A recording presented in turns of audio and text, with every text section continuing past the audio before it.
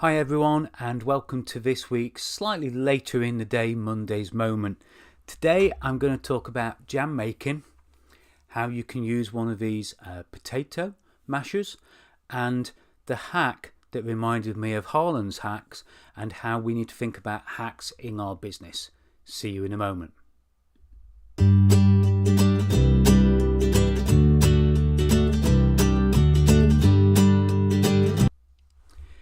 Hi, so I'm Simon at Sterling Coaching, and today I want to reflect and talk about the jam making that I did yesterday.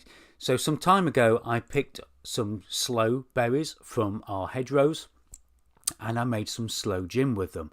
So I decided to make some sloe gin jam. And I read somewhere that it's a really good mix if you put blackberries in it as well. So I set off on this task of putting together a recipe for making sloe gin and blackberry jam.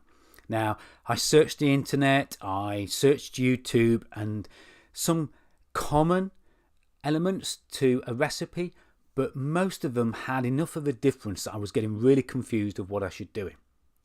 So I found a YouTube video that fitted the best, and off I went following the recipe.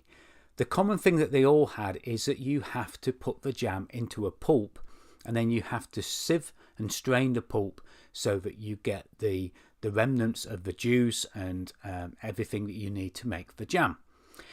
And I stood there yesterday evening starting to do this, and it's supposed to take about an hour. And after about an hour, I'm still building up the pulp, stuff isn't separating too well, and I'm thinking I'm missing my Sunday night TV.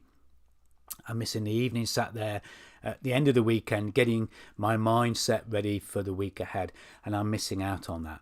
So I really wanted to make sure that I could accelerate this. So I thought, how can I get this pulped some more?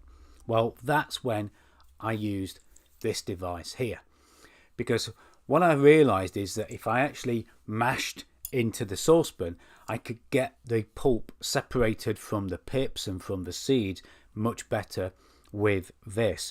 And I thought, what a great hack. And I reckon if I hadn't have done that hack, I'd still be, as we record this later on Monday afternoon, I'd still be there 24 hours later trying to get the pulp boiled out of this recipe.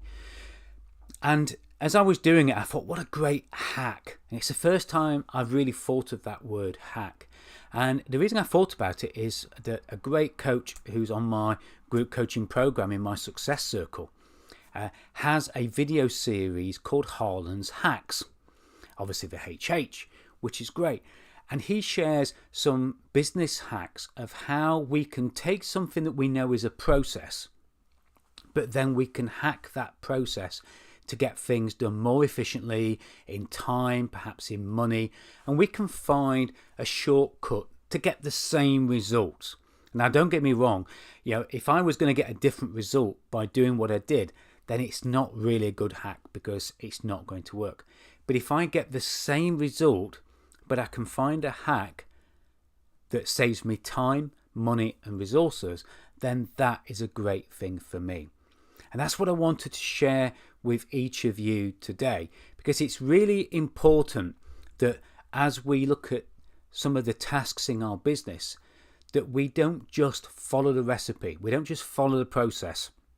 It might be a process that we've actually developed ourselves, but we don't just follow that process because we've mapped it out. We look and we see where we can make efficiencies.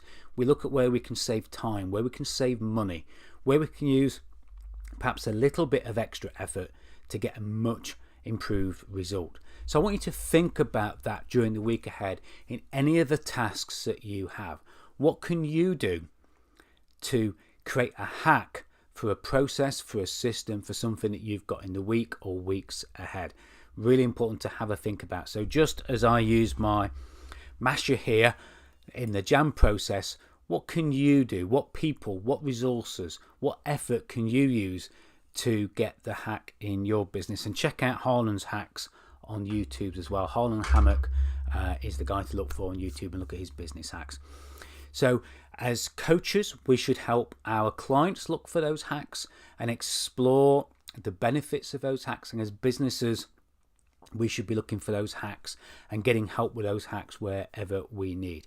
I never understood the importance of the word hack until I did that last night, and I realized how much time it saved me. It was extraordinary. Now, of course, if you've got a hack, if you've got something that you've done in your business and you've got a story to share of a success that you achieved by doing something differently, I'd love to have you as a guest on my podcast. I've got over 200 episodes as well, so if you listen to Sterling's Business Success and Coffee podcast, you hear businesses share tips and lessons of how you can do things better, which I suppose in themselves are hacks. And of course, I've got a Facebook group, particularly for full-time business coaches. Message me if you want access to that free Facebook group where you can learn lots of things that help business coaches and other coaches grow and scale and break through those glass ceilings as well. But I'd love to hear your thoughts and hear your comments. Please share them below this, wherever you're watching this video right now. So don't forget, whatever you're doing, don't just blindly follow the recipe and the process.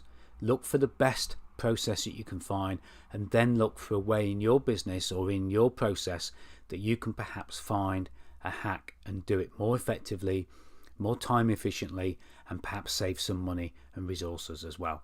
And as always, I look forward to sharing another Monday's Moment with you next week. Bye for now.